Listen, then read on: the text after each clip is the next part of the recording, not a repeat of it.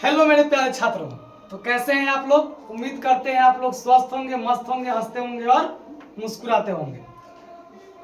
आप लोग को स्वागत है एजुकेशन बड़ा कपूर के चैनल पे। आज हम लोग केमिस्ट्री का सेकेंड चैप्टर, अब यहाँ से आप लोग को चैप्टर वाइज चैप्टर आप लोग को नोट्स मिलेगा और इसको आप लोग चैप्टर वाइज चैप्टर को तैयारी आप लोग बढ़िया से कर सकते हैं। अब हम लोग को मैट्रिक एग्जाम का मात्र 4 से 5 महीना बचा हुआ है। अभी से भी हम लोग अगर ध्यान से पढ़े तो हम लोग अच्छे नंबर मैट्रिक में ला सकते हैं। तो जुड़े रहिए एजुकेशन बड़ा कपूर के चैनल पे। यहाँ से आपको इस वीडियो से आपको बहुत हेल्प मिलेगी और आपकी एग्जाम की तैयारी बहुत अच्छे से हो जाएगी। चैप्टर का नाम है अम्ल, भस्म एवं क्षार। तो आज हम लोग ये चैप्टर 2 है, हम लोग अम्ल का चर्चा करेंगे। उसके बाद हम लोग ये जानेंगे कि अम्ल क्या होता है और इस चैप्टर में जितनी भी संपूर्ण जानकारी है, इस चैप्टर से जो भी रिलेटेड सवाल है जो आपके बोर्ड एग्जाम में हूबहू आ सकते हैं, वो सारे क्वेश्चन आपको हम इस चैप्टर में कराएंगे। ओके, तो सबसे पहले हम लोग ध्यान देंगे अम्ल होता क्या है। तो यहाँ पे हम लिखे हैं अम्ल, जिसको अंग्रेजी में हम लोग कहते हैं एसिड। क्या कहते हैं? एसिड। और इसका हम लोग बारे में जानेंगे कि अम्ल का गुण क्या होता है। हर चीज का कोई ना कोई गुण होता है, इंसाने में कोई ना कोई गुण होता है। तो अम्ल है तो अम्ल में गुण होगा कि नहीं होगा? जी बिल्कुल होगा सर। तो अम्ल में भी क्या होता है? गुण होता है। सबसे पहला लिखे हैं कि इसका स्वाद खट्टा होता है। डायरेक्ट सवाल पूछ देता है कि अम्ल स्वाद में कैसा होते हैं, तो हम बोलेंगे अम्ल स्वाद में क्या होते हैं? खट्टा होते हैं। दूसरी पॉइंट देखिए, यह नीले लिटमस पत्र को लाल कर देता है। यह जो है ना, नीले लिटमस पेपर होता है एक, उसको आप क्या करिएगा, आप डालिएगा तो नीला लिटमस पत्र को जो अम्ल में डालिएगा तो नीला रहेगा ना, उसको क्या कर देगा? ये लाल कर देता है। कौन? अम्ल। तो अम्ल से याद रखिएगा, यह नीले लिटमस पत्र को क्या कर देता है? लाल कर देता है। तीसरा है, यह जलीय विलयन में कौन सा आयन प्रदान करता है? H+ आयन प्रदान करता है। यानी यह जल अम्ल जो है जल में घुलकर ये कौन सा आयन प्रदान करता है? H+ आयन प्रदान करता है। अब आप पूछिएगा सर ये कौन सा वैज्ञानिक बताए थे कि अम्ल जल में घुलकर H+ आयन देता है? तो एक वैज्ञानिक का नाम है अर्हेनियस। वैज्ञानिक का नाम क्या है? अर्हेनियस। अर्हेनियस नामक वैज्ञानिक ने ही हमको बताया था कि अम्ल जल में घुलकर H+ आयन प्रदान करते हैं। सर्वप्रथम वही अम्ल के बारे में चर्चा किए थे। कोई दिक्कत नहीं है। अब आप कहिएगा सर 2-3 अम्ल का नाम बता दीजिए। तो यहाँ पर देख लीजिए, HCl हाइड्रोक्लोरिक अम्ल, H2SO4 सल्फ्यूरिक अम्ल, जो सबसे डेंजरस होते हैं ना, ये बैटरी में पाए जाते हैं। आप बैटरी में जब पानी रखते हैं ना तो उसमें अम्ल होते हैं, उसको आप चख के नहीं देख सकते हैं, नहीं तो आप चखिएगा तो ऊपर चल जाइएगा। नहीं, इसको चखिएगा नहीं, धोखा से भी नहीं। कुछ अम्ल को हम लोग चख सकते हैं लेकिन कुछ अम्ल को हम लोग चख के नहीं देख सकते हैं। ठीक है, ये है CH3COOH, ये है आपको एसिटिक अम्ल, ये भी एक प्रकार का अम्ल है। ठीक है ना। तो कुछ अम्ल ऐसे होते हैं जिसको चख के देखा जा सकता है और कुछ अम्ल ऐसे होते हैं जिसको चख के नहीं देख सकते हैं, नहीं, वो बहुत डेंजरस होते हैं। ऐसे में आप ये H2SO4 है, सल्फ्यूरिक अम्ल है, इसको आप चख सकते हैं? नहीं चख सकते हैं, पूरा आते होते शब्द गलगला देगा ये। नहीं। अब आइए हम लोग बात करते हैं अम्ल में कुछ पॉइंट और होते हैं। जैसे पहला क्या लिखे हैं? सांद्र अम्ल। क्या लिखे हैं? सांद्र अम्ल। तो सांद्र अम्ल किसे कहते हैं? जिसमें अम्ल अधिक मात्रा में और जल कम मात्रा में होता है, उसे हम लोग सांद्र अम्ल कहते हैं। जिसमें अम्ल अधिक मात्रा में और जल जो होते हैं वो कम मात्रा में, अम्ल अधिक मात्रा में होंगे और जल कम मात्रा में होंगे, उसको हम लोग कहते हैं सांद्र अम्ल। कोई दिक्कत? आपसे कोई पूछ देगा बुआ सांद्र अम्ल किसे कहते हैं, तो बोलिएगा कि सर सांद्र अम्ल उस अम्ल को कहते हैं जिसमें अम्ल ज्यादा होते हैं और जल कम पाए जाते हैं, उसे हम लोग कौन सा अम्ल कहते हैं? सांद्र अम्ल कहते हैं। सांद्र अम्ल के बाद आता है तनु अम्ल। कौन अम्ल आते हैं? तनु अम्ल। डायरेक्ट इसके ऑपोजिट हो जाएंगे। उसमें क्या हो रहा था? अम्ल अधिक मात्रा में और जल कम मात्रा में। तो इसमें क्या होगा? इसमें अम्ल हो जाएगा कम मात्रा में, इसमें अम्ल हो जाएगा कम मात्रा में और जल हो जाएंगे अधिक मात्रा में। जो जल अधिक मात्रा में हो जाएंगे इसको हम लोग कहते हैं तनु अम्ल।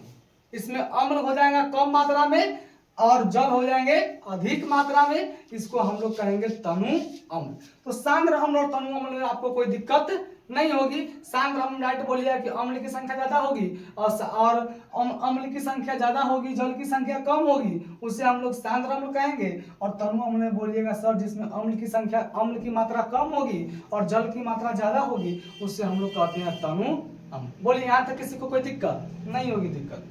आइए, जब अम्ल के बारे में हम लोग पूरी जानकारी प्राप्त कर लिए हैं तो हम लोग आते हैं क्षारक के बारे में, जिसको इंग्लिश में हम लोग इसको कहते हैं बेस। क्या कहते हैं? बेस। और हम लोग क्षारक के बारे में जानेंगे कि सर क्षारक क्या होता है, क्षारक के बारे में बताइए। तो यह जो होता है स्वाद में क्या होता है? कड़वा होता है। यह स्वाद में क्या होता है? कड़वा। साबुन देखे हैं? साबुन आप जो स्नान करते हैं तो बॉडी में पूरा साबुन लगाते होंगे, तो वो साबुन अगर कभी बचपन में आप खा लिए होंगे तो वो कड़वा लगा होगा, वो क्या है? क्षारक है। वो क्या है? बेस है। यानी उसको हम लोग खा के उसको चख के पता नहीं कर सकते हैं साबुन का स्वाद कैसा होता है, कड़वा होता है। साबुन आप कहीं बचपन में खा लिए होंगे तो कड़वा कड़वा लगा होगा, स्वाद भी अच्छा नहीं लगा होगा। तो यह स्वाद में कैसा होते हैं? कड़वा होते हैं। कौन? क्षारक। यह लाल लिटमस पत्र को क्या कर देता है? नीला कर देता है। यह लाल लिटमस पत्र को क्या कर देता है? नीला कर देता है। इसको याद करने के लिए हम आपको ट्रिक बताते हैं। इसका ट्रिक का नाम है, ये याद रखिएगा, छालनी। ट्रिक का नाम क्या है? छालनी। यानी छा से क्या हो गया? छा से क्या हो गया? क्षारक। ल से क्या हो गया? लाल। और नी से क्या हो गया? नीला। यानी क्षारक जो है लाल लिटमस पत्र को क्या कर देता है? नीला कर देता है। तो याद रखिएगा ट्रिक, ये याद रखिएगा छालनी। और जब क्षार वाला याद हो जाएगा तो अम्ल वाला डायरेक्ट उसके अपोजिट होते हैं। तो याद रखिएगा ट्रिक क्या है? छालनी। छा से क्षारक और ला से लाल और नी से नीला। क्षारक जो है लाल लिटमस पत्र को नीला कर देता है। कोई दिक्कत नहीं है। यह जलीय विलयन में OH- आयन प्रदान करता है। क्षारक जो है ना जल में घुलकर, ये क्षारक जो है जल में घुलकर कौन आयन प्रदान करता है? OH- आयन प्रदान करता है। और यह भी बात अर्हेनियस नामक वैज्ञानिक ने ही बताए थे। अम्ल और क्षार के बारे में वैज्ञानिक जो है वो अर्हेनियस ही बताए थे कि अम्ल जो है जल में घुल के H+ आयन देगा और क्षार जो है जल में घुलकर OH- आयन प्रदान करता है। उदाहरण देख लीजिए NaOH। ये क्या है? NaOH sodium hydroxide. देखिए इसके लास्ट में होगा हाइड्रो ऑक्साइड, नहीं हाइड्रो ऑक्साइड, तो समझ जाएंगे वो क्षारक है। NaOH तो क्या हो गया? Hydro oxide. KOH तो K से क्या होता है? पोटेशियम। और OH से क्या हो गया? हाइड्रो ऑक्साइड, तो पोटेशियम हाइड्रो ऑक्साइड। NH4OH ये क्या हो गया? Ammonium hydro oxide. कोई दिक्कत? तो अब इसके आगे जो अब टॉपिक है वो टॉपिक का चर्चा करेंगे हम अब थोड़ी देर में करते हैं। तो अब हम लोग का अगला टॉपिक है क्षार। अब हम लोग समझेंगे कि सर क्षार क्या होता है। इससे पहले आपको क्षारक के बारे में बताए थे। अब हम लोग समझेंगे कि क्षार क्या होता है। तो जल में घुलनशील क्षारक को क्या कहते हैं? क्षार कहते हैं। जो क्षारक होते हैं जो जल में घुलनशील का मतलब क्या हुआ? जो घुलने वाला, जो उसमें पूरी तरह से क्या हो जाए? घुल जाए। उसी जो जल में घुलनशील क्षारक, जो क्षारक जल में घुल जाते हैं उसी को हम लोग क्या कहते हैं? क्षार कहते हैं। कोई दिक्कत नहीं होगी? दिक्कत। आइए अब हम लोग समझते हैं सूचक के बारे में। किसके बारे में समझते हैं? सूचक के बारे में। आप कहिएगा सर सूचक होता क्या है? तो सूचक को समझने से पहले आप एक चीज समझिए कि हमारे शरीर में कौन सा कोशिका है? तंत्रिका कोशिका है। और आपके शरीर पे अगर हम कहीं पे चूंटी काटेंगे या कहीं पे आपको ठेस लगेगी तो तंत्रिका कोशिका क्या करती है? तुरंत इंफॉर्मेशन देती है दिमाग को कि आपका चूंटी कट गया है या कहीं पे फूट फट गया है। तो वो क्या करती है? सूचना पहुंचाने का काम करती है। तो बताइए जब हम अम्ल भस्म और क्षार पढ़ रहे हैं तो अम्ल और क्षार का भी सूचना देने वाला कोई ना कोई होगा कि नहीं होगा? बिल्कुल होगा सर। तो अम्ल और क्षार का सूचना देने वाले को हम लोग क्या कहते हैं? सूचक कहते हैं। यानी वो बताएगा कि ये अम्ल है कि क्षार है। सपोज कीजिए आपके पास एक गिलास है और आपको पता नहीं है कि उसमें अम्ल रखा हुआ है कि क्षार रखा हुआ है। वो सपोज ऐसे आपको रखा हुआ है और आपको वहां पे कह दे कि आप इसको बताइए इसमें अम्ल है कि क्षार है, तो चख के तो देख नहीं सकते हैं।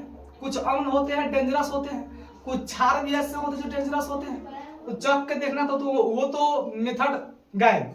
अब दूसरा मेथड है कि आपको अगर आपको बुखार लगा हुआ है तो थर्मामीटर से चेक करते हैं ना कि आपको बुखार लगा हुआ है, तो थर्मामीटर आपको बताता है कि आपके शरीर का टेम्परेचर कितना बढ़ गया है कि नहीं।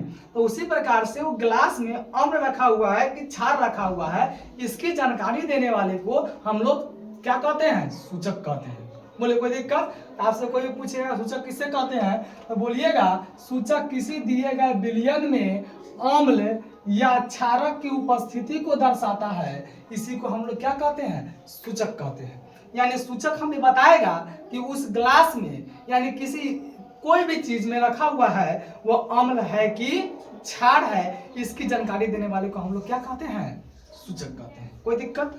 अब यहाँ पर देखिए मेन पॉइंट आपको लिख दिए हैं, इसका रंग गंध अम्लीय या क्षारक माध्यम में बदल देता है। अगर उस ग्लास में सूचक जाके पता कर लिया कि इसमें अम्ल है तो उसका स्वाद भी कैसा होगा, अम्लीय होगा। अगर वो सूचक जाके पता कर लिया ग्लास में जाके कि इसमें रखा हुआ है वो क्या है, क्षारक है, तो उसका स्वाद भी कैसा होगा, कड़वा होगा। कोई दिक्कत? तो जैसा नेचर रहेगा वैसा ही ना उसका टेस्ट आएगा। अगर अम्ल है तो अम्ल वाला टेस्ट होगा और क्षारक है तो क्षारक वाला टेस्ट होगा। कोई दिक्कत नहीं होगी। अब आप बोलिएगा सर सूचक कितने प्रकार के होते हैं, तो आपको डायग्राम हम बना दिए हैं। इस डायग्राम से समझ गए हम कि सूचक जो होते हैं 3 प्रकार के होते हैं। कितने प्रकार के होते हैं सूचक? 3 प्रकार के। डायरेक्ट हूबहू पूछ देते हैं कि सूचक कितने प्रकार के होते हैं, तो आप बोल सकते हैं कि सूचक 3 प्रकार के होते हैं। पहला क्या होता है? पहला होता है आपको प्राकृतिक सूचक, दूसरा आपका होता है कृत्रिम सूचक, और तीसरा आपका होता है गंधीय सूचक। पहला क्या होता है? प्राकृतिक सूचक, दूसरा क्या होता है? कृत्रिम सूचक, तीसरा क्या होता है? गंधीय सूचक। आपको नाम देख के ही इसका परिभाषा अपने आप में आ रही होगी कि अब आइए हम समझते हैं कि प्राकृतिक सूचक किसे कहते हैं। तो प्राकृतिक तो नाम से ही पता है कि वो प्राकृतिक का देन होगा, नहीं इसको तो हम लोग बना नहीं सकते हैं। तो प्राकृतिक सूचक किसे कहते हैं? वे सूचक जो पौधा से प्राप्त होता है, वे सूचक जो कहाँ से प्राप्त होता है, पौधा से प्राप्त होता है बाबू, उसको हम लोग बोलते हैं कौन सूचक? प्राकृतिक सूचक। कहाँ से प्राप्त होगा? पौधा से प्राप्त होगा, उसको हम लोग क्या बोलेंगे? प्राकृतिक सूचक। अब कुछ उदाहरण लिखे हुए हैं, इसको आप समझने का प्रयास कीजिए। नहीं यानी पहला लिखे हैं लिटमस, जो अम्ल अगर होगा तो लाल लिटमस पत्र को क्या कर देता है? नीला कर देता है। और दूसरा लिखिए हल्दी, होता कैसा है? पीला, और अम्ल में कैसा हो जाएगा? पीला, और क्षारक में कैसा हो जाएगा सर? लाल हो जाएगा। कोई दिक्कत? अब इसके आगे जो टॉपिक है अब बचा कृत्रिम सूचक और उसके बाद गंधीय सूचक। तो नेक्स्ट हम लोग अब चर्चा करेंगे कृत्रिम सूचक का। तो अब यहाँ पे समझेंगे हम लोग कृत्रिम सूचक। ये क्या होते हैं? वे सूचक जो रसायन द्वारा बनाए जाते हैं उसको हम लोग कहते हैं कृत्रिम सूचक, यानी जो केमिकल द्वारा बनाए जाते हैं उसको हम लोग कहते हैं कृत्रिम सूचक। उदाहरण आपको देखने को मिल रहा होगा फिनोल्फथालीन और मेथिल ऑरेंज, ठीक है। तो ये आपका हो गया कौन सा सूचक? कृत्रिम सूचक। कोई दिक्कत नहीं होगी यहाँ तक दिक्कत। तीसरा देखिए आप लोग का क्या है? गंधीय सूचक। कौन सूचक है? गंधीय सूचक। जिन सूचक का गंध अम्लीय या क्षारीय माध्यम में बदल जाता है उसे हम लोग कहते हैं गंधीय सूचक। जिन सूचक का गंध अम्लीय या क्षारीय माध्यम में क्या हो जाता है? बदल जाते हैं, उसको हम लोग कहते हैं गंधीय सूचक। उदाहरण देखिए, अगर प्याज का रस को अम्ल के संपर्क में अगर मान जाएंगे तो उसका तीक्ष्ण गंध रहेगा, गंध उसका हल्का हल्का रहेगा। अगर यही प्याज को रस को क्षारक की उपस्थिति में ले जाएंगे तो उसका कोई गंध नहीं रहेगा। वैनिला को अगर अम्ल की उपस्थिति में ले जाएगा तो इसका गंध जो है समान रहेगा, जैसा हम गंध है वैसा ही गंध रहेगा। क्षार की उपस्थिति में ले जाएंगे तो इसका कोई गंध नहीं होगा। लौंग का तेल को अगर हम अम्ल के संपर्क में ले जाएंगे तो इसका एकदम जो गंध है उसका समान रहेगा, जैसे लौंग का तेल जैसा होता है वैसा ही रहेगा। और इसको लौंग का तेल को क्षारक की उपस्थिति में ले जाएंगे तो इसमें कोई गंध नहीं होगा। उम्मीद करते हैं कि आप लोग को यह समझ में आ गया होगा और आप इसको नोटबुक में जरूर नोट कर लिए होंगे। अगर इसी तरह के वीडियो पाने के लिए अभी तक आप एजुकेशन बड़ा के चैनल को सब्सक्राइब नहीं किए हैं तो जल्द से जल्द इसको सब्सक्राइब कर लीजिए। तो मिलते हैं आपसे नेक्स्ट वीडियो में, तब तक के लिए बेस्ट ऑफ लक।